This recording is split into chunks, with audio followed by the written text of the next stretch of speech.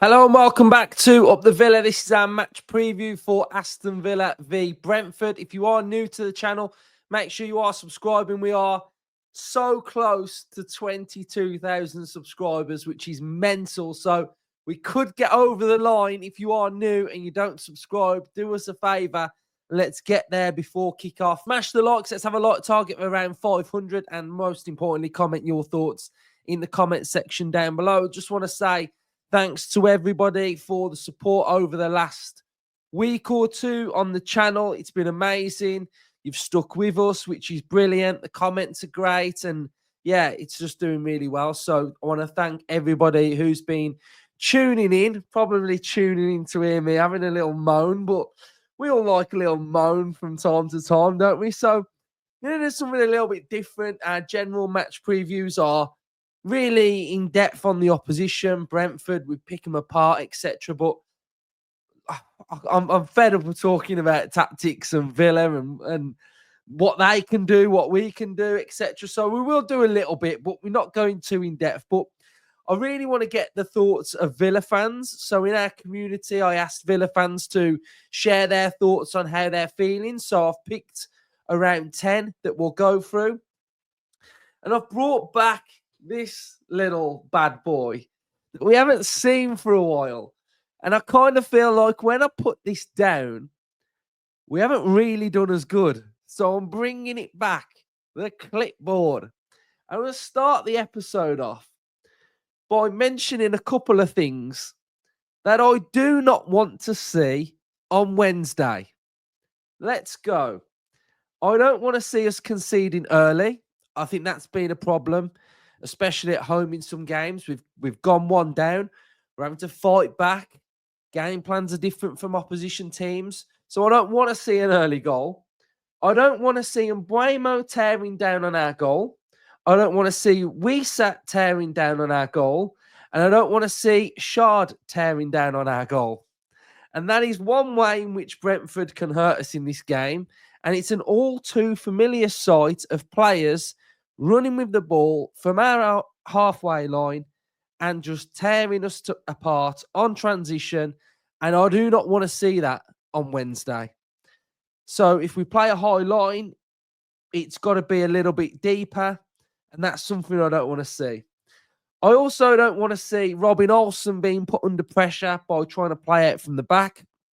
Emi Martinez has got a fracture in his finger, so it looks like he's going to be out for some time.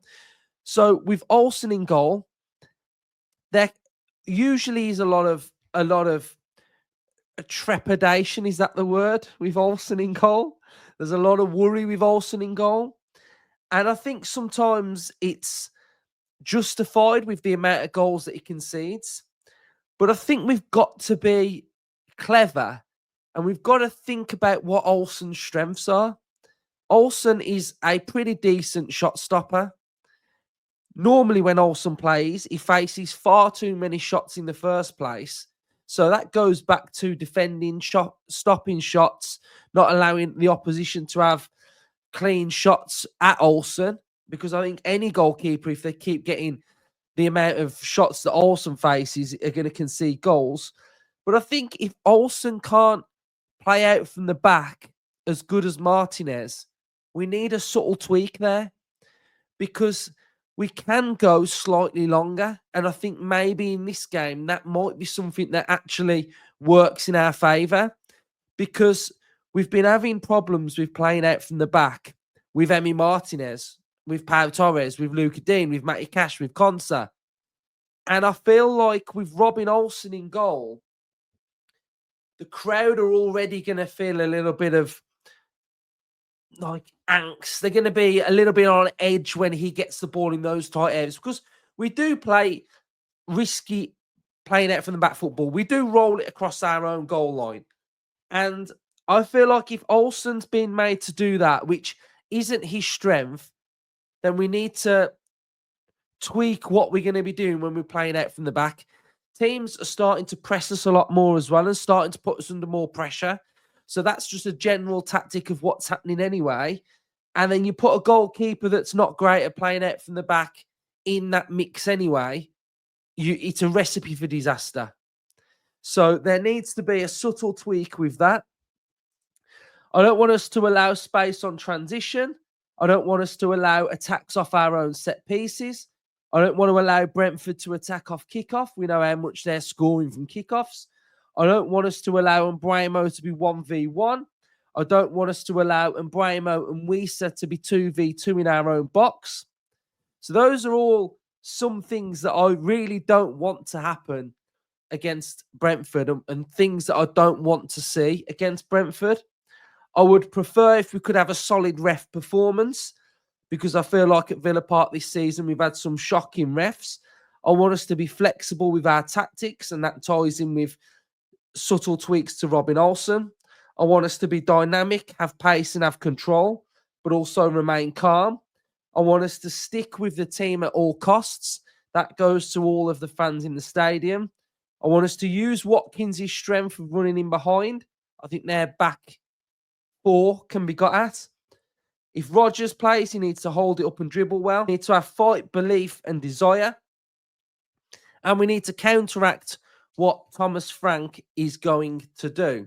So those are all some of the thoughts that are in my head going into this game.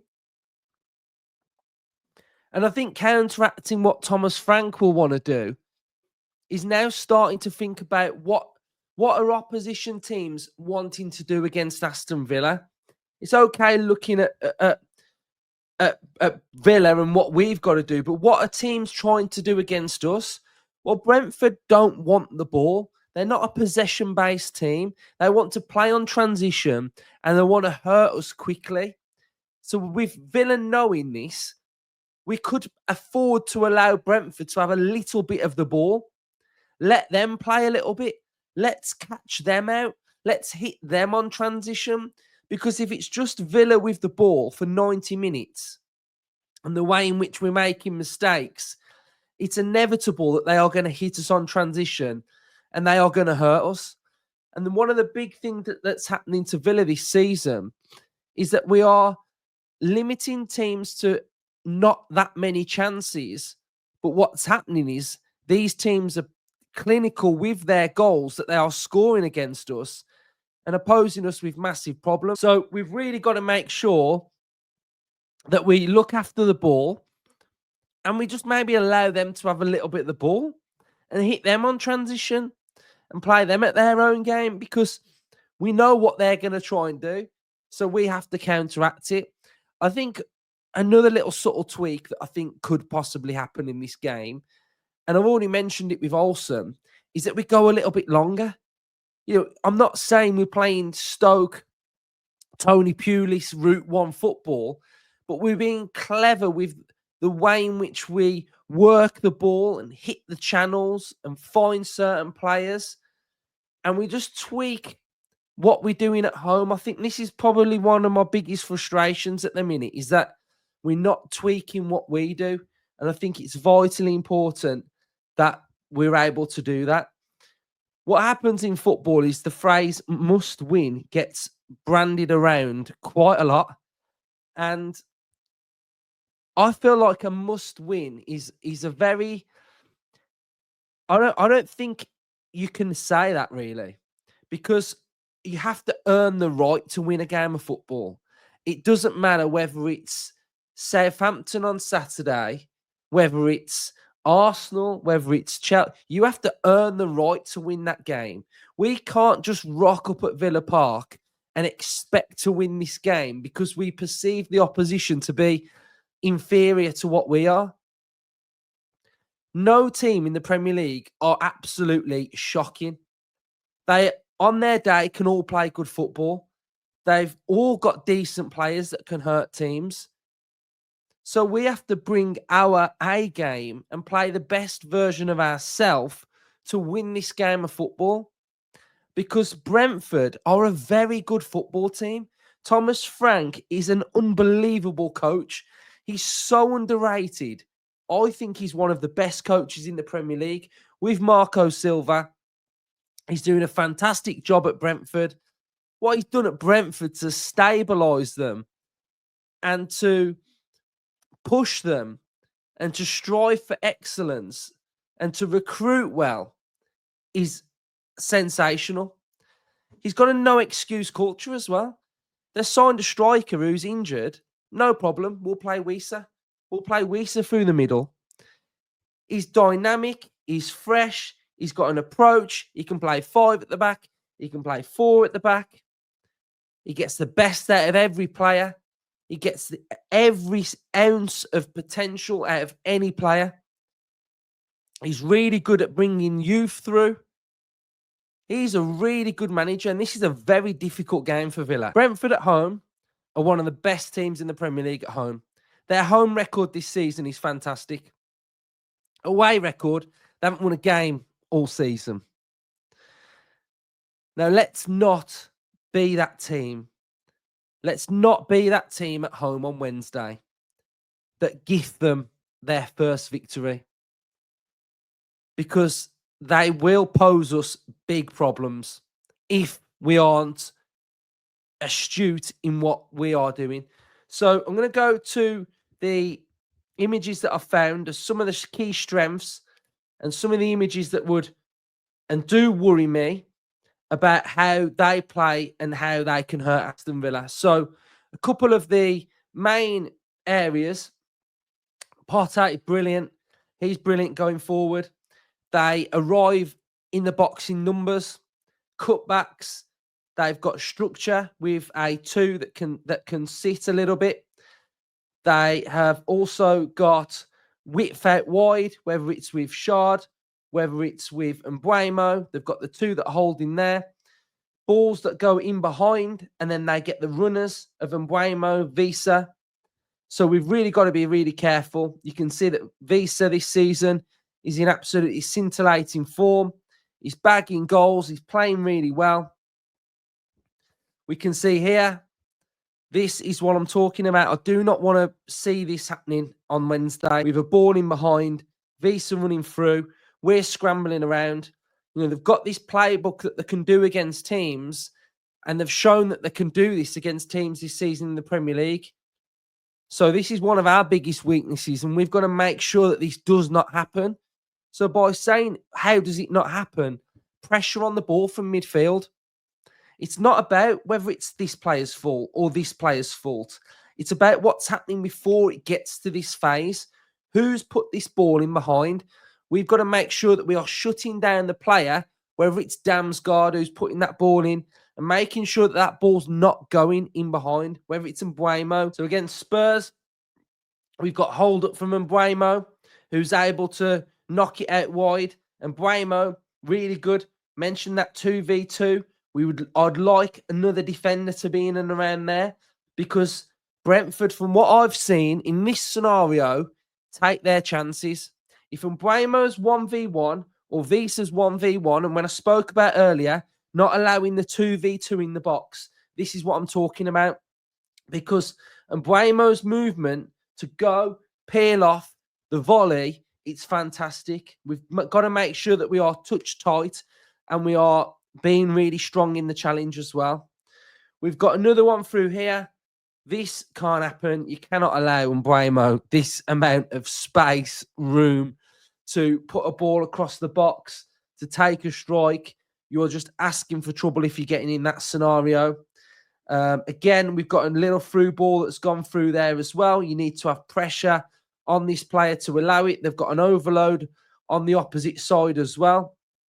So they commit, they're fluid, and Visa is just banging in goals, like I've mentioned already as well. So those are some of the areas that I think we've got to really watch out for. They're patterns that I think are goals that we concede. So we've got to make sure that we are better in those scenarios as well. So we'll go to the tactical pad. We'll have a quick little look then. So I think they're going to go with Yarmouk in the middle, because they had an injury in their last game. So I feel like he may come in. It's a 4-3-3. And what generally happens away from home, sometimes it can become quite narrow in there. So when they're away from home, it's narrow, it's compact. Some of the times that they're playing at home, especially, that it's more expansive, there's more width. But generally, they always play with the 2 in the middle. And then Damsgaard can be the one that can move around in those areas. Lewis Potter will be the one that will be bombing on the left-hand side as well. Sometimes he can play left wing. Berg can play on the opposite side as well. Generally, the right back's not one that's going to be pushing on and getting forward. Shard was fantastic against Leicester. He operates in this area as well, with Potter getting forward. And then the two midfielders, the Jensen, whether it's Yarmouk, those are the ones that are offering the control. They've got really good partnership. They know what they're all about. So it's important that we are winning that midfield battle, but we're also getting tight to the players that are going to be out wide as well. From a Villa point of view, the lineup could be absolutely anything. But for me in this game, if we're going to go a little bit longer, I would like to see Duran start. I think his hold-up could be really key in this. I agree. I feel like Rodgers may need a little bit of a break out the team. I think Digne Matson could be a good threat on that left-hand side. Kamara, I think, has to start all games for Villa. If Onana's fit, I'd go with Onana with Kamara. If not, I would go with Barkley. I think Tielemans might need to come out of the team as well. My back four, I think I'm comfortable with Digne, Pau, Konsa, Cash. I think we can't keep ripping it up. We can't keep changing. I think if we are going to play out from the back against Brentford, then we need continuity there. We can't keep chopping and changing. We're already going to have one big, massive change with Olsen being in goal. We then can't go with, let's make some more changes at the back. It's just too much. So I think that's where I'm at with the back. I think Bailey starts. I think Duran starts for me. So those are some of the players that I would start. So Villa fans, let me know your thoughts on who you would have start. Right, so let's go to some of the thoughts from Villa fans then. I don't know how I'm going to do it. I think I might just read them out and then offer my thoughts on some of them. Might not, I don't know. Depends. Right, let's go for it then. So we've got PIOTRR 4509 has put play players that are in form. Change only if match load is too high. Liverpool does not change. We can rest some players against Southampton. It's been some time since I was feeling that exhausted after our games. And I think this is a good point about when we're getting spoken about with, Champions League, the load is different. That's why Villa have dropped off. And I can understand it to an extent, but I do think that, like I've already mentioned on a couple of episodes, that Liverpool played the same front line against Man City and Real Madrid. So Villa chopping and changing, you don't really see like Liverpool doing it. And I'm not maybe have they got the experience of Europe and we don't. So, but yeah, I do get the feeling of exhausted as well. To be fair, I mean, it's not been the greatest, has it? So, and by the way, some of these YouTube names, I have no idea what they mean. So we've got LT's avfc. We are all feeling your frustration and pain, bro. We need something to change and quickly. I would agree with that. J Villa, total contrast from last season. Seems to be no change of tactics from game to game. Used to set up in response to our opposition, and now we set up to stay put. No substitutions till later minutes when it's too late. Very lost. I feel the dressing room has been lost. The last comment is a big one. Right, so it is a contrast from last season. We have lost pace. I think we can all see that. The tactics element of it, of changing on opposition, I touched on that this week as well, about it feels like we are trying to just do our way and play our way. I think that's clear to see. Substitutions, I think, are sometimes slightly pre-planned. I think the Duran one is generally pre-planned. On the 60th minute, you'll always see Duran coming on. We've seen some comments about leadership as well on the pitch, and I don't think it helps when your captain's coming off. I think I can understand the captain coming off because he's not playing well, and that's fine. But in football, you rarely want your captain coming off. I think that might be a problem when McGinn comes off in games. That leadership, that sort of, it's just not a great vibe, is it? Very lost. I feel the dressing room has been. I don't personally feel the dressing room has been lost at all. I just think they are. I think they're in a bit of a malaise, and I think sometimes something fresh needs to happen. Now, whether that's someone starting, that's someone different, whether it's something tactically, I think we're just crying out for something a little bit different. I don't doubt that they're all fighting for Emery, because none of them, not one of them, should be feeling like they're going to down tools for this manager, because this manager has given them so much within their coaching, within Champions League football. So I don't personally think the dressing room has been lost, to be honest. Let me just take that off so I can put my code in. Right, so next one then is, we as fans don't want to let 1 month of bad results detract from everything great that's happened over the past 24 months. The Premier League, we have lost our tough away fixtures. We need to relax, trust our elite manager, and show them all the confidence and support we muster. Would like to see Mings as one of the centre-backs for sure, to shore us up a little bit. I think context, Paul, is really good. We have been brilliant. We have been great. We must stick with the team. As for Mings, I personally feel like we will stick with Pau Torres. I think he's crucial to the way in which that we build and the way in which that we play. And I honestly feel like if you take him out this team, which is what happens generally, before this big blip, without Pau Torres, our record wasn't the best anyway. So I think collectively, defensively, it needs to improve. So I'm in the camp of definitely sticking with Pau. Kevin's put basically back to basics, proper defending, add pace up top, Maatsen on the left wing till Ramsey's back, keep with Bailey on the right wing, McGinn behind Watkins, that's for starters, and try and take an early lead. Front foot football, that's generally pretty much what I've mentioned in this episode, to be fair. I've put Maatsen on the left. I think that's a good comment, mate. Tim has put, the players haven't gone bad overnight. They seem to be lacking something mentally. Maybe they need, oh, this is a great one. Maybe they need a night off, a few beers, maybe a 90s weekender at Butlins together to bring back the team mentality. I can't imagine Duran at Butlins. But yeah, that's a great one. So Jed has put, I feel that we need to play different systems and not doing the same system tactic every game, as teams are finding it easy to find us out.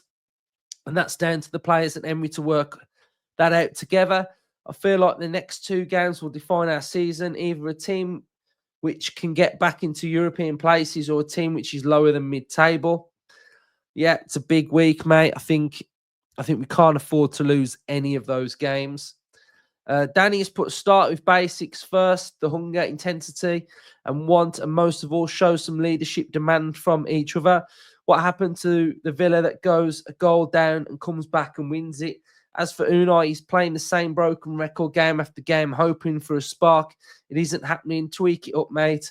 Mate, I think recruitment last summer needs to have a chat about too. I think I agree with quite a lot of it. I think that we do need to show more intensity. I think we need to press more. I think the recruitment, I think it was just a transfer window disaster, PSR wise. I think we were under so much financial constraints that we had to abide by, that it just wasn't a great window, was it? I said it at the time. I said it when Diaby was linked away. And I remember at the time, everybody was like, sell him, get rid of him, get rid of him. And I remember being like, you can't sell a player that you've just signed for 1 year. And I remember that I rated him. I remember that I was fight in his corner. And that is a big one. Losing someone like Diaby with his pace and not replacing, you take into consideration that when we signed Diaby, he was and if you look at his metrics still, he's at the very highest level of everything that we need. And when we signed him, he was that golden gem that was going to transform us. And you lose that and replace him with Jadon. It's night and day. It's night and day. And I'm not sure whether there's funds for January. I doubt it. I doubt much will happen in January. So I think it's just where we are. We've got Champions League and we've been punished. Marcus put teams have figured out how to play against us, just like we did last season. A tweak here and a tweak there to make us a little bit less predictable, and we'll be up and running again. Nothing to get too despondent about. I don't think so at the minute. I think we are 4 points off fourth. So for me, I said it in the summer, any form of European football I will take this season, and I still stick by that. This is a big week to get some points. I don't think I'm looking at it thinking, oh, it's only Brentford and it's only Southampton. I'm looking at it thinking it's 2 home games. That's what I'm looking forward to the most, is that we're at home. We've got to perform against these 2 teams. Just because it's Southampton on Saturday, Southampton, I've watched Southampton a lot this season, and they play well in every game. And they're being done by fine margins. So that in itself is a difficult game. So we have to perform and we have to be there and we have to get everything out of every player on Wednesday. Right. Simon has put, I just don't get how we can go from a good start with nothing spectacular to where we are now. A whole squad out of form. The only player I've seen anything decent from the last 8 games is Kamara against Juve. There are 2 players that are really frustrating me, Watkins and Rodgers. Both need a spell on the bench. As for Philogene, I don't think I've ever seen him do anything good. I have no idea how Emery resolves all of this, but I hope he does quickly. It's not nice, this, thinking about him going and disliking players I've loved. It's a difficult time. I think Watkins, he's getting the chances. He just needs to finish them. Rodgers, I agree. I think for someone like Rodgers, who is a young player, we can't be Rodgers and reliant on Rodgers. We can't rely on Rodgers. Like, that's not fair. That's not fair on Rodgers to rely on him. And I think that's what we have been doing. And I think that means that some other players have to step up. Regarding Emery, I think he's for me, pretty much bulletproof. Like, I don't think he will. He's not going to get the sack. He's not going to get the sack. So even if it's one bad season where we are struggling, he's still going to keep his job. Because, and I will say this, if Emery ever goes, for me, the owners go. And they will leave because they will have looked at it and they will have gone, we have had the best manager. We've got Champions League football. We've tried it. We've tried to succeed. We've tried to push. We've tried to spend, and we haven't been able to. And I personally think the minute that Emery leaves Villa, NSWE will as well. And the bigger problem to that is the whole club is built around Emery. And if he was to go, then we are in an absolute mess. So the unthinkable of him going, I don't think it's there. I think the more you start thinking about it and you think about the summer and how difficult it was to sign players, I think hopefully we won't have another summer like that. We might not be able to spend as much as we want. We might still have to sell some players, but I think we will recruit a little bit differently to enable us to build and grow next season as well. So for me, Emery's bulletproof. He can't leave. Otherwise, I think the whole thing completely falls apart. And that's just my honest thoughts on it all, really. Because I just think if Emery's to go, what do the owners do then? Do they just go, oh no, we'll just go and try and get someone like, I don't know, Ancelotti or something and start again with it? I don't think. I think this is it. I think this is NSWE's push to push us further forward. So yeah, that's generally where I'm at regarding any talk of Emery potentially not being Aston Villa. So full appreciate all the positive input here, but what concerns me is the attitude and application of the players on the pitch, and importantly, Emery's seemingly lack of control over that, despite that being renowned for his match preparation. And I just hate to say it, but these are Gerrard-like performances now, and we know where they lead to. Two absolute crucial games coming up, minimum 4 points, I would think, to avoid an incredibly fraught Christmas for Villa fans. Yeah, Merry Christmas. Right, so a little bit about what I've spoke about with Emery there. I think it's collective. It's the players. It's Emery's tactics at times as well. They are reminiscent. Some of these little performance, like the Chelsea performance, was a very Gerrard performance. Like you can't take away from that. If Gerrard was in charge of Villa and you didn't know Emery was in charge of it, you'd go like that was a Gerrard, that was. So I understand what you're saying. So yeah, I understand. So got two more and then we'll finish off. So we've got Jim has put, I feel like we need a little refresh, changing formation, a few tweaks, AK Watkins to Duran for the midweek fixture or weekend fixture. Hopefully a few changes may pump some life into us because currently we look lost and frightened. It's so strange. Anyway, up the Villa. And then we've got this last one here. It's a big one, but we'll read it. I think a bit of perspective is needed, not making excuses, but 3 of our last 4 games have been against Spurs, Liverpool and Chelsea. Now, that's a tough run for any team. I thought we actually played well against Liverpool, in all honesty. So there's been some positives, albeit very few. I think the biggest thing from that is that whether you think we are there or we're not, those are 3 teams that we are trying to compete with, and we've lost all 3. So I think that is pretty sort of like not great, is it, that we've not managed to get anything from 3 of those.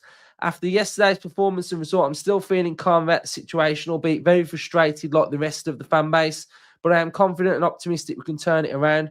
I think we need to go back to basics on Wednesday and make ourselves difficult to beat once our defence simply hasn't been good enough and we're far too easy to score against. I don't care if it's an ugly 1-0 win or the ball going off McGinn's ass. We just need to grind out to win somehow, because that will give the players and the fans a massive lift, which I reckon we could kick on from. Keep the faith, up the Villa. Great comments from you all. We did have a lot more, but I can't read all of them. There's just far too many. So I think I picked about 10.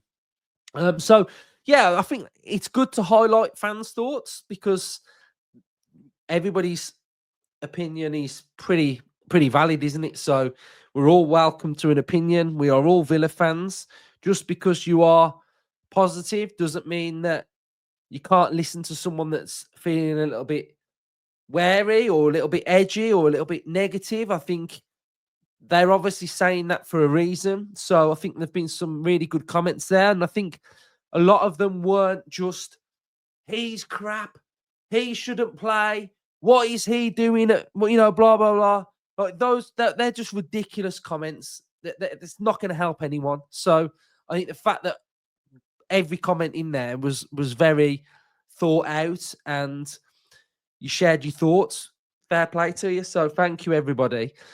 So yeah, those are my thoughts then. I thought just do something a little bit different and yeah, not just talk about tactics too much, etc. But I think if we beat Brentford on Wednesday, we're going to Saturday buzzing. Yeah, the buzz is back. 1 win, the buzz is back. So let's do it. So we will have fan cams after the game tomorrow. So they will be back. I will be there. So come and join us and have your say. Hopefully, it's a happy fan cam. So cheers, everyone, for your support. Thank you all for watching. If you have got this far and you haven't subscribed, make sure you do. If you do watch us and you, because I had this comment from someone on Instagram saying you can't, they're commenting on Instagram because they don't have a Google account. All you have to do is make a Google account. You get an email address, I think. You can have a YouTube account, and then you can comment, you can like, you can help us out, because you help us out more if you watch us week in, week out, and you don't have a Google account and you can't comment and you can't like and you're not subscribed. It doesn't help the channel. So if that's you, you can help us out. So sort your account out, comment, get involved in the community that we've built here, and you'll have a great time. Up the Villa.